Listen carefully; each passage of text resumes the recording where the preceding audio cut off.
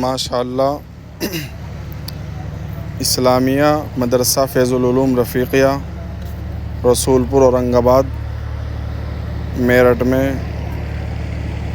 بچوں کے آج ایگزام شروع ہو چکے ہیں۔ ماشاءاللہ آپ دیکھ سکتے ہیں کتنی سنجیدگی کے ساتھ بچے اپنا پیپر کر رہے ہیں،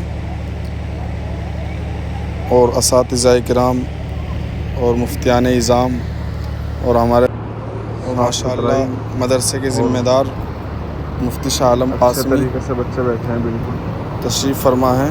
آپ دیکھ سکتے ہیں ماشاءاللہ کتنی سنجیدگی کے ساتھ بچے اپنا پیپر کر رہے ہیں، منظر ہے، اور اللہ تعالیٰ انہیں علم نافع عطا فرمائے اور مدرسے کو دن دوگنی رات چوگنی نصیب فرمائے۔ سبھی حضرات خاص طور سے دعا کریں ہمارے مدرسے کے لیے اور پورے امت مسلمہ کے لیے، اللہ تعالیٰ رحم کا کرم کا معاملہ فرمائے۔ رسول پور اورنگ آباد میرٹھ